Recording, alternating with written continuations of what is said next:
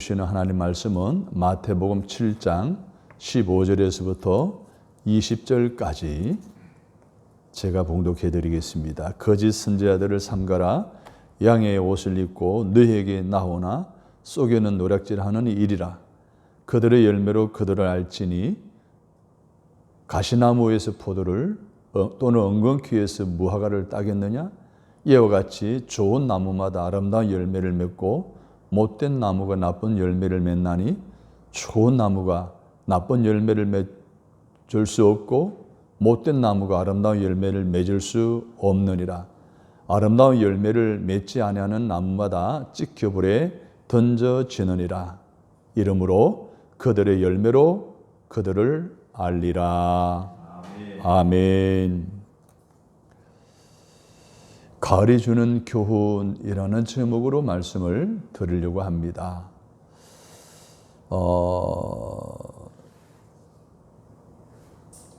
전 세계적으로 여러 나라들마다 기후가 다 다릅니다.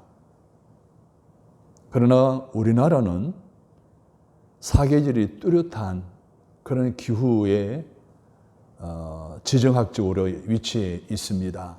그래서 봄, 여름, 가을, 겨울 우리가 사계절을 다 누리고 또 그 계절이 주는 특별한 은혜들을 우리가 누리며 살아가고 있습니다. 봄은 향기가 가득한 계절이잖아요. 꽃이 피는 계절입니다. 희망을 속삭이는 계절이죠. 여름은 좀 비가 많이 오는 그런 지정학적인 위치 우리나라가 있습니다. 그렇지만은 그 우기 속에 삼라만상이 정말 푸르르게 살아나는 그런 계절이기도 합니다. 가을은 충실한 열매를 맺는 계절이죠. 요즘 조금만 들녘에 나가도 온통 들판이 누렇습니다. 벼는 이삭을 푹 숙이고 있고 언제 농부들의 수확을 기다리는 듯한 그런 어떤 생각이 들 정도로 풍성한 알곡이 익어가고 있습니다. 여러분 잘 아는 대로 겨울은 춥습니다. 또 눈이 많이 내리는 이러한 다양한 기후 속에 살아가는 우리나라지만 사계절이 다 있는 그런 나라들은 사실 많지 않습니다. 1년 내내 적도 부근의 나라들은 무더위 속에서 한여름을 지냅니다. 또 북극 남극 쪽에 가까운 나라와 지역일수록 추위 속에 겨울이 무려 6개월, 7개월 동안 지속되어지는 그러한 툰드라 지대, 시베리아 지역 같은 그런 지역은 그렇습니다. 여름 잠깐 한 달 남짓한 그런 계절에 싹이 나고 꽃이 피고 그러나 곡물을 심을 수가 없는 열악한 환경 만들어내는 것이 바로 겨울입니다. 그래서 우리는 이런 사계절을 뚜렷이 체험하며 누리고 있는 그런 행복한 사람이라 말할 수가 있겠습니다. 이제 우리 한국도 장마도 끝났습니다. 태풍도 거의 다 지나갔습니다. 완연한 가을입니다. 한국의 가을은 천구마비의 계절이라 그러잖아요. 하늘은 높고 말은 살찌는 계절입니다. 이러한 계절을 맞이하는 우리들이 이 가을을 어떻게 살아야 할까요? 어떻게 맞이하고 어떻게 살고 어떻게 결론을 내려야 할까요? 아마 더위 때문에 늦추어졌던 것 다시 찾아서 할 때가 아닐까요? 지금까지 많이 심었을 거예요. 봄, 여름에 뿌려졌던 영과 육의 씨앗을 수확해야 할 그런 계절이 아닐까요? 요즘 낮에는 여름처럼 덥습니다. 초석으로는 싸늘합니다. 어떤 분들은 벌써 불을 넣고 잠을 자야 한다, 창문을 닫고 자야 한다라는 이야기를 하곤 합니다. 그렇게 교훈의 차가 심한 가운데 알곡은 점점 더 연그러집니다. 가게 되는 이런 좋은 계절에 우리는 무엇을 해야 하겠습니까? 오늘 저는 가을이 주는, 좋은 가을이 주는, 이 계절이 주는 교훈을 함께 나누려고 합니다. 그런데 가을이 주는 첫 번째 교훈은 무엇일까요? 첫 번째 교훈은 이렇게 저는 생각했습니다.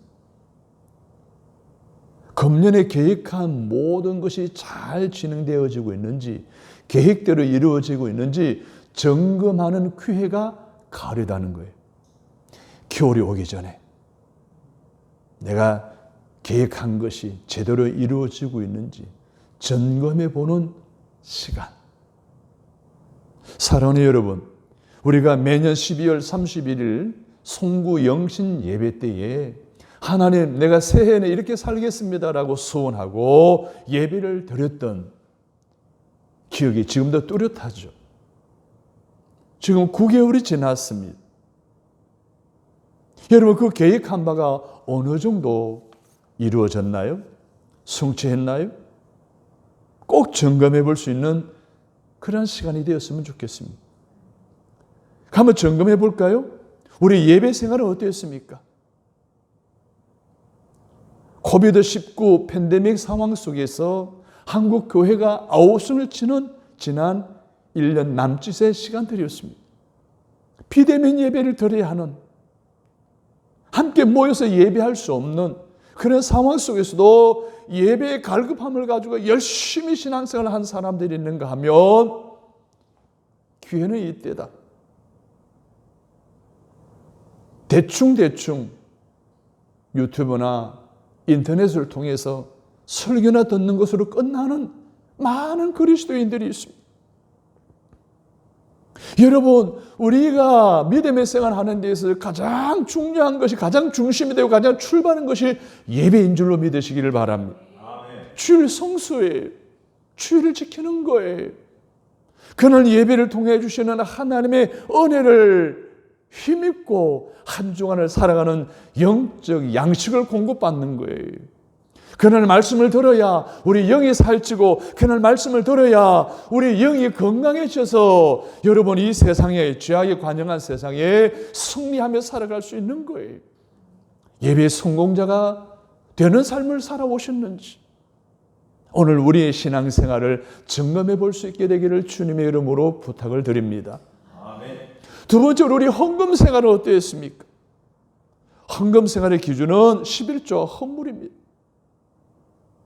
우리 한국 감리교회에 내 아들을 훌륭한 목회자로 세운 고 이숙녀 전도사님에 대한 이야기를 지금 잠깐 드리려고 합니다. 6.25 사변의 피난으로 군산에 와서 살게 되었습니다. 큰아들 선도는 군에 입대를 하게 되고, 둘째 아들 홍도를 데리고 나머지 그 자녀들과 함께 이 군산에서 역전을 중심으로 해서 피난의 시절을 보낸 거예요. 형이 군에 갔고 이 동생 홍도가 어떻게 판을 들고 껌이나 사탕이나 이런 걸 팔고, 이숙녀 전도사님은 재봉틀을 가지고 바느질 싹을 해서 겨우겨우 연명해 가는 그런 하루하루의 삶을 살았어요. 돈 조금 벌면 보리대박 사가지고 죽을 끓여 먹고.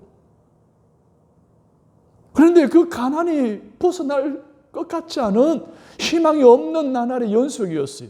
그러던 어느 날 이 홍도가 교회를 다녀오더니, 어머니, 이 가난을 벗어나기 위해서 우리는 11조 해야 돼요. 11조 하면 하나님 복을 주신다고 하셨는데 우리 11조 생활 하십시다. 이 아들 15살짜리 아들이 그러니 엄마가 얼마나 감동이 되었겠어요. 그래, 맞아. 내가 지금까지 신앙생활해도 그걸 놓쳤구나. 그때부터 11조를 하기 시작했어요. 그런데 어느 주일날 교회 가려고 보니까 11조를 다 하고 나니까 애들은 먹일 것이 없는 거예요. 그래서 하나님 아시지요? 11조를 꺼내가지고 애들 먹을 걸 사서 아이들 먹이고 보낸 거예요. 그 다음 주도 그런 거예요. 셋째 주도 그런 거예요. 그런데 둘째 아들 홍도가 어느 날 그 어머니의 그런 모습을 보더니, 어머니, 아니 됩니다. 11조는 손 대지 말라고 했습니다. 하나님의 것이라고 했는데 손대면 우리 가난을 벗어날 수가 없습니다. 그래서 어머니가 아들의 말을 듣고 11조 먹을 것이 없어도 손대지 않았습니다. 그래서 주일날 아침에 먹을 것이 없으니까 여러분 술 도가라가 있잖아요. 술 공장에 가서 찌꺼기 있잖아요. 그걸 가져와가지고 물에 타가지고 애들 먹이고 교회 보낸 거예요. 그걸 먹고 가니까 이 주전기가 있어가지고 아이들 얼굴이 벌게가지고 예배를 드렸다는 거예요. 그러면서 어머니가 하나님, 아들 6남매 다 굶기면서 내 21조를 바칩니다. 앞으로 내 아들, 내 자녀들 책임져 주십시오라고 간절히 기도했다는 거예요. 근데 놀라운 일이 일어났어요. 그 다음 날, 주일 지난 그 다음 월요일 날 이북에 있을 때에 우리 자기들의 도움을 받았던 저기 옥경이라고 하는 아이의 엄마가 자기들을 찾아왔다는 거예요. 뭘 가지고? 쌀 한 가마를 가지고. 군산에서 어렵게 살다는 소식을 듣고 부랴부랴 찾아와서 쌀 한 가미, 그동안 받은 은혜에 갚는다고 쌀 한 가미를 주고 가는 기적이 일어난 거예요. 이용려 전도사님은 그 하나님의 기적 이후로 11조 손대지 않고 그렇게 아이들을 잘 키워서 먼 훗날 여러분 잘 알잖아요. 한국 감리교회 광림교회, 또 금남교회, 임마누엘 교회, 미국 LA에 있는 넷째 아들 교회까지 한국 감리교회 세계 최대의 감리교회를 세우는 영향력 있는 지도자로 세움받게 되는 축복의 통로가, 축복의 시작이 바로 11조 생활이었다는 거예요. 사랑하는 여러분, 우리가 복 받으려면 하나님의 말씀대로 살아야 합니다. 성경에는 분명히 11조를 손대지 말아라, 11조는 너희 것이 아니라 내 것이다, 인색하게 들이지 말아라 라고 말씀하신 대로 살아가면, 순종하며 살아가면 하나님 우리의 삶을 책임져 주시는 거예요. 우리의 자녀들을 책임져 주시는 거예요.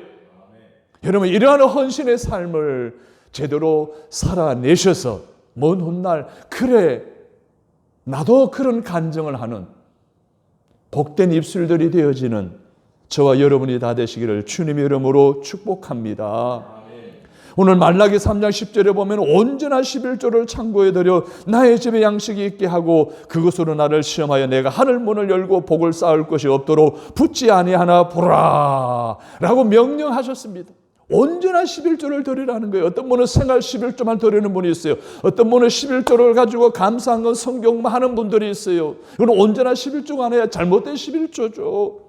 사랑하는 여러분, 이 축복의 말씀으로 믿으시고 순종하시면 하나님께서는 영육간에 큰 복을 주실 줄로 믿으시면 아멘.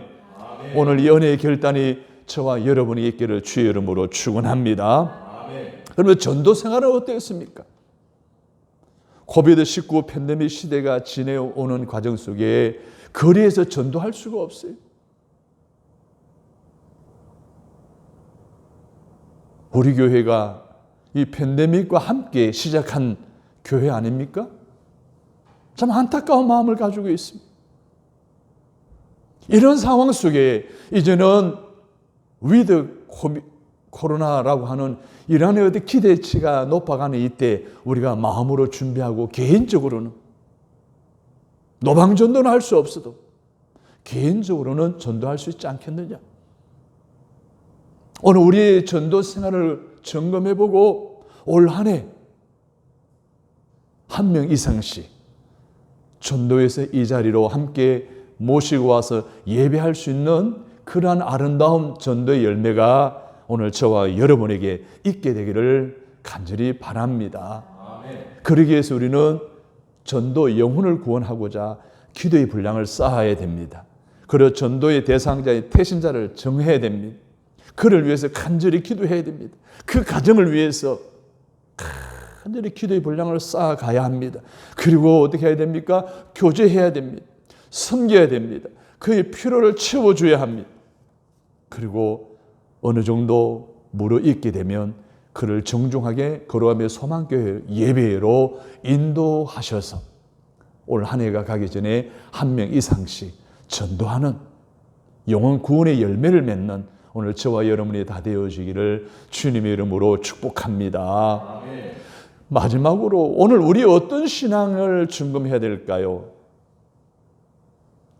성경 말씀을 얼마나 가까이 하는가, 성경을 얼마나 읽고 있는가 한번 점검해 봤으면 좋겠어요. 저는 개인적으로 올 한 해 다시 말씀과 기도로 돌아가자라고 해서 6가지 성경 번역본을 가지고 지금 하루도 빠짐없이 매일매일 많게는 5장씩, 적게는 석 장씩 매일매일 성경을 통독하고 있습니다. 그리고 샤우팅도 하고 있습니다. 사랑하는 여러분, 우리가 하나님의 말씀을 매일매일 읽어야 되고 매일매일 묵상해야 되는 이유가 뭔지 아십니까? 오늘 우리가 이 세상에서 그리스도의 향기를 바라고 빛을 바라고 건강한 성도로 살아가기 위해서입니다. 하나님의 뜻을 이루어드리기 위해서입니다. 내가 사탄과 영적 전쟁에 이기기 위해서는 말씀으로 검을 삼아야 할 줄로 믿습니다. 이 말씀이 내 삶에 늘 채워져 있어야 말씀대로 살아가게 되고요. 세상에 살아간다 할지라도 세상에 물들지 않습니다. 사탄의 미혹을 당하지 않습니다. 그런 미혹을 당하더라도 우리는 싸워 승리하게 나갈 수 있는 영역을 말씀을 통해서 우리는 공급받을 수가 있다는 거예요. 그래서 우리는 말씀을 읽어야 돼요. 기독교는 말씀의 종교라고 했습니다. 그 말씀을 가까이 하지 않으면 하나님의 은혜 속에서 살아갈 수 없는 것입니다. 금번 12월 다 가기 전에 3개월 남았습니다. 구약이든지 신약이든지 신구약이든지 한독이라고 하는 목표를 세우고 여러분 매일매일 성령을 가까이 하고 묵상하고 그 말씀대로 살아가려고 몸부림치는 저와 여러분이 되시기를 주님의 이름으로 간절히 축복합니다. 아멘. 자, 두 번째 가을이 주는 교훈은 가을은 추수하는 계절입니다. 뭐 하는 계절이라고요? 추수하는 계절이에요. 오늘 20절 보십시오. 이름으로 그들의 열매로 그들을 알리라 라고 하셨습니다. 좋은 나무인지 나쁜 나무인지 어떻게 알 수 있다고요? 그 나무의 열매로 알 수 있다라고 했어요. 좋은 나무는 좋은 열매를 맺습니다. 나쁜 나무는 나쁜 열매를 맺는 거예요. 다시 말해서 추수의 원리는 알곡과 쭉정이 있는 거예요. 알곡을 맺어야 된다는 거예요. 알곡을 맺어야 어떻게 해요? 추수되어지는 거예요. 양식이 되는 거예요. 쭉정이는 버림을 당하여 불에 던짐을 당하여 왜? 썰무가 없기 때문에 그러는 거예요.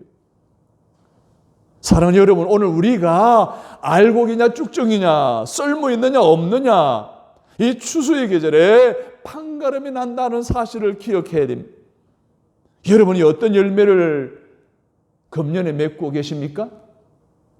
혹 열매가 없다면 열매가 없는 이유가 무엇인지 아십니까? 열매를 얻게 하는 나의 어떤 잘못된 부정적인 신앙의 습관은 없습니까? 그 신앙의 습관이 나로 하여금 열매를 맺지 못하게 한다면 과감하게 버리셔야 합니다. 충청도에 있는 어느 감리교회에서 교회 수리를 하고 있었습니다. 교회 집사가 교회 수리를 한다고 하니 리모델링을 한다고 하니 교회 와서 열심히 일을 하는 가운데 자재가 부족해서 읍내로 차를 타고 이제 읍내로 자재를 사러 가는 중에 옛날에는 시골에다 건문 속에 있었잖아요. 검문을 당한 거예요. 이게 보니까 뭐요? 작업복으로 차를 왔으니까 제대로 신분증을 안 가지고 나왔을 거 아니에요. 그래서 이 집사님이 내가 어느 교회 집사인데 교회 리모델링 하는 가운데 자재 사러 읍내로 잠깐 가다가 작업복 차려면 와서 신분증이 없다. 믿어달라라고 했더니 이 경찰들이 안 믿는 거예요. 그래서 결국 어떻게 해요? 이 집사님의 몸을 수색당하게 되었어요. 근데 이 집사님 몰래 피우던 담배가 나온 거예요. 그러니까 이 경찰관이 내가 알기로는 교회 집사는 담배 안 피우는 걸로 알고 있는데 이게 뭐냐고 곤봉으로 가지고 막 두들겨 팬 거예요. 거짓말했다고, 속였다고. 그럼 얼마나 이게 억울해요. 얼마나 분했어요. 그동안 평생 못 끊던 담배를 그 사건으로 끊었답니다. 사랑하는 여러분, 우리의 신앙생활에 열매를 맺지 못하게 하는 이 나쁜 습관이 있다고 한다면 이것을 과감하게 버리는 이 가을이 되시기를 주님의 이름으로 간절히 부탁을 드립니다. 이 가을에 또 다른 결단하는 일은 없습니까? 사랑하는 성도 여러분, 금년에 여러분은 무엇을 심으셨습니까? 그래서 이 가을에 어떤 것을 수확하실 수가 있습니까? 혹 육을 심지 않았습니까? 육을 심었으면 육으로부터 썩어질 것을 거두게 됩니다. 혹 영을 심었습니까? 영을 심었으면 성령으로부터 영생을 얻게 된다고 했습니다.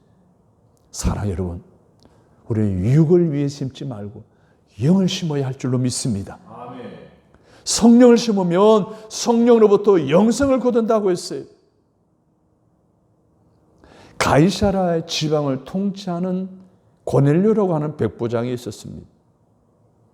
그는 그 지역의 주민들을 구제하는 일에 아주 성실하게 심었습니다. 그 구제를 하나님이 기억하시고 천사를 보내서 사도 베드로를 자기 집으로 초대하고 온 집안이 구원받는 하나님의 축복을 받게 되는 이야기가 있습니다. 사랑하는 여러분, 전도서 11장 1절을 보면 너는 내 식물을 물 위에 던지라 여러 날 후에 도로 찾으리라 라고 했습니다. 던져라, 심으라, 찾는다는 거예요. 한 개 심고 한 개만 얻는 것이 아니라 한 개 심고 100개, 60개, 30개의 열매를 얻을 수 있다는 거예요. 할렐루야. 이 씨 뿌리는 원칙이 이런 거예요. 심으면 추수하게 되어 있는 거예요. 알곡을 추수하게 되는 거예요. 사랑하는 여러분이 지금까지 심었던 모든 것에 아름다운 신앙적인 결실을 거두어 드리는 은혜가 이 가을에 있기를 주님의 이름으로 축원합니다. 앞으로도 잘 심으시기를 바랍니다. 선을 심으시기를 바랍니다. 화평을 심으시기를 바랍니다. 하늘나라에 심으시기를 바랍니다. 기도를 심으시기를 바랍니다. 여러 날 후에 반드시 거두게 될 줄로 믿습니다. 아멘. 여러분, 이 세계가 평화로운 것은 잘 심은 사람들이 있기 때문에 그런 거예요. 이 나라가 이렇게 잘 살게 되는 것은 과거에 잘 심은 우리의 선조들이 있기 때문에 그러는 거예요. 오늘 걸어가며 소망교회가 지금 여기 있는 것은 많은 이들의 헌신과 희생과 기도가 있었기 때문인 거예요. 오늘의 내가 있는 것은 내 부모가 있었기 때문에 그들의 희생과 사랑, 나를 알고 있는 이들의 기도가 있었기 때문에 오늘의 내가 있는 거예요. 누군가 심었기 때문에 누군가 있는 거예요. 사랑하는 여러분, 오늘 이 시간 내가 있는 것 누군가가 잘 심었기 때문인 것을 기억하시고 오늘 우리 미래 세대를 위해서 여러분이 잘 심으시기를 주님의 이름으로 축복합니다. 그래서 잘 심은 것을 이 가을에 잘 가꾸어 잘 거두어 들이시는 추수의 계절인 가을을 잘 마무리하는 저와 여러분이 되시기를 주님의 이름으로 축복합니다. 아멘. 자, 세 번째로 가을이 주는 교훈이 있습니다. 가을은 추수뿐만 아니라 잘 준비하는 계절입니다. 여러분, 이 가을이라는 것은 짧아요. 길지 않아요. 왜 그런 줄 아세요? 겨울을 대비하는 계절이기 때문에 그래요. 여러분, 우리 인생을 4계절로 이렇게 설명을 하면 봄은 청소년 시절이에요. 어린 시절이죠. 여름은 뭐예요? 청년 시절이에요. 그리고 가을은 뭐예요? 장년 시절이에요. 40, 50, 60대에. 제 사촌 형님이 70세가 넘었을 때에 저한테 이런 말씀을 하시더라고요. 여봐 동생, 야, 내가 50대의 시간 그래 빠른 줄 몰랐는데 60대 되니까 시간이 얼마나 빠른지 인생이 너무 빨리 간다는 거예요. 그래 이런 말이 있잖아요. 60대는 60km로 달려간다 그러잖아요. 70대는 뭐예요? 70km로 달려간대. 그만큼 시간이 빨리 간대요. 자, 그럼 오늘 우리 인생의 겨울은 언제입니까? 노년 시절 아니겠어요? 70대 이상의 이 시절은 뭐예요? 많은 나이 드시는 분들이 열정이 없어요. 뿐만 아니에요. 기력이 쇠합니다. 병이 들 수도 있어요. 활동을 할 수가 없어요.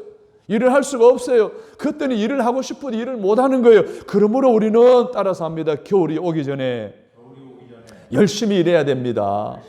인생의 겨울이 오기 전에 봄, 여름, 가을, 겨울, 특히 가을에 맞아 있는 오늘 저와 여러분이 겨울이 오기 전에 잘 준비해야 된다는 거예요. 그래서 찬송가 330장 1절을 보면 어두운 밤 쉬되리니 내 직분 지켜서 찬이슬 맺힐 때 적시 일어나 해돋는 아침부터 힘써서 일하라. 일할 수 없는 밤이 속히 오리라. 여러분, 겨울이 속히 오고 있다는 사실을 기억해야 됩니다. 일할 수 없는 겨울 말입니다. 그러므로 겨울이 오기 전에 씨를 뿌려야 됩니다. 겨울이 오기 전에 열심히 일해야 되는 거예요.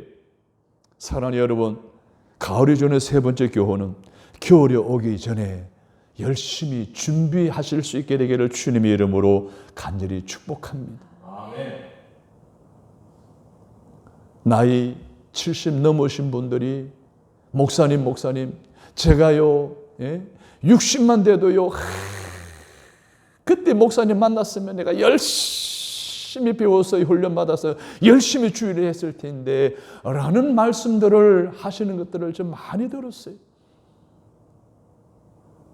여러분, 겨울이 오기 전에 우리는 열심히 심어야 됩니다. 열심히 일해야 됩니다. 아멘. 겨울을 준비하는 이 가을이 되시기를 주님의 이름으로 축복합니다. 아멘. 마지막으로 가을이 주는 교훈은요, 이 가을이 있기까지 베푸신 하나님의 은혜에 감사하는 계절입니다. 할렐루야. 아멘. 어떤 감사입니까? 지난 9개월 동안 직장을 통해서, 사업장을 통해서, 아니면 농사를 통해서, 아니면 경영을 통해서 수확해 주신, 풍성하게 해주신 하나님의 은혜에 감사하는 거예요. 지금까지 기도 응답을 해주신 하나님께 감사하는 거예요. 오늘이 내가 있기까지 베풀어 주신 하나님의 축복하심에 대해서 감사하는 거예요. 자녀들이 아무 탈 없이 건강하게 자라게 한 것 감사하는 거예요. 성도 여러분, 금년 9개월 동안 여러분 어떤 기도 제목을 가지고 계셨습니까? 기도하면 하나님 응답해 주심을 믿습니까? 기도하면 반드시 응답해 주셔요. 그러므로 하나님께 여러분의 소원의 기도를 드렸으면 응답해 주신다는 확실한 믿음이 있기 때문에 우리는 뭐 해야 돼요? 감사해야 될 줄로 믿습니다. 아멘. 여러분이 굉장히 중요한 거예요. 여러분 잘 아는 한나를 보십시오. 이 한나가 사무엘의 어머니 아닙니까? 아들이 없어서 둘째 부인 버닌나 때문에 얼마나 마음에 속상했습니까? 그래서 하나님 앞에 가서 기도합니다. 눈물로 엘리 제사장 앞에서 간절히 기도합니다. 그때 엘리 제사장이 그에게 축복하잖아요. 걱정하지 마. 하나님 너에게 아이를 갖게 해주실 거야. 이 한나는 그 하나님의 음성을 듣고 더 이상 울지 않았어요. 더 이상 투정 부리지 않았어요. 오히려 감사했어요. 그래서 뭐라 그럽니까? 얼굴에 건신빛이 없어졌다고 그랬어요. 왜? 하나님이 아이를 주실 줄을 믿었기 때문에. 할렐루야. 빌립보 4장 6절에 보면 아무것도 염려하지 말고 오직 모든 일에 기도와 간구로 너희 구할 것을 감사함으로 하나님께 아뢰라. 그리하면 모든 지각이 뛰어난 하나님의 평강이 그리스도 예수 안에서 너희 마음과 생각을 지키시리라. 아멘. 아멘. 어느 아이를 갖지 못하는 여자 집사님이 새벽마다 예배당에 나와서 막 눈물로 기도하는 거. 요즘이야 여러분 굉장히 의술이 발달되어서 여러 가지 이 클리닉을, 임시 클리닉을 받게 되면 웬만하면 아기를 다 가져요. 근데 옛날에는 그런 방법이 없었어요. 그런 아기가 없으면 그게 안에 뭐예요? 칠거지약에 속하잖아요. 얼마나 가슴이 아픈지 모르는 거예요. 새벽마다 나와서 하나님께 기도하는 거예요. 그때 담임 목사님이 간절한 눈물과 통곡의 기도를 기억하고 집사님 한나를 하나님이 축복하셨어. 아이를 갖게 하셨잖아요. 사무엘을 낳게 하셨잖아요. 훌륭한 아들로 키웠잖아요. 그런 하나님 축복이 우리 집사람에게 있을 것이니 더 이상 울지 말고 한나처럼 감사하고 얼굴에 근심빛을 다 버리십시오 라고 축복기도 해줬어요. 그 집사님 그 이후로 하나님 응답해 주실 줄 믿고 감사하는 삶을 사는 거예요. 얼마 후에 그 집사님이 임신하게 되었고 아이를 출산하게 된 줄로 믿습니다. 사랑하는 여러분, 오늘 우리가 하나님은 우리가 간구하며 응답해 주시면을 확실히 믿으면 우리는 더 이상 근심할 필요가 없어요. 하나님 감사해야 되는 거예요.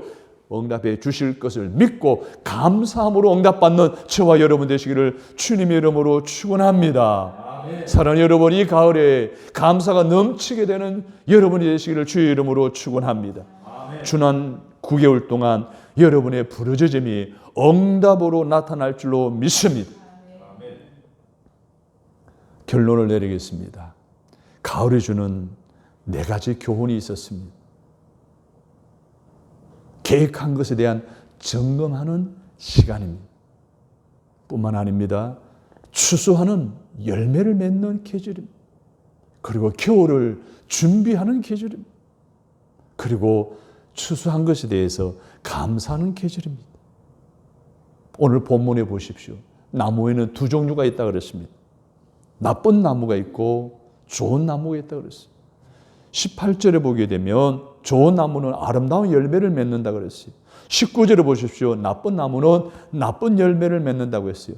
문제는 뭐예요? 나쁜 열매를 맺는 나무는 찍어 불에 던지운다라고 했어요. 뭐예요? 심판이에요. 나쁜 나무를 주인은 계속 참아주지 않는다는 거예요. 반드시 찍어 불에 던진다는 거예요. 사랑하는 여러분, 우리는 좋은 나무가 되어야 합니다. 좋은 열매를 맺는 좋은 나무가 되어야 합니다. 이 은혜가 오늘 말씀을 듣는 저와 여러분에게 있게 되기를 주님의 이름으로 축복합니다. 하나님, 나쁜 나무가 아니라 좋은 나무로 한 해 동안을 성장해 오면서 가을을 맞이했습니다. 오늘 우리가 계획한 것 점검해 보았습니다. 추수에 대한 기대감을 갖게 되었습니다. 겨울을 준비하겠다고 마음을 다짐했습니다. 이제는 감사가 넘쳐나므로 날마다 응답의 은혜와 축복 속에 살아가기를 간절히 원합니다. 주님, 가을이 주는 4가지 교훈이 오늘 우리의 삶 속에 이 가을에 실천되어지게 하셔서 은혜 속에 간증하는 우리 모두가 되게 하여 주옵소서. 예수님의 이름으로 기도합니다. 아멘.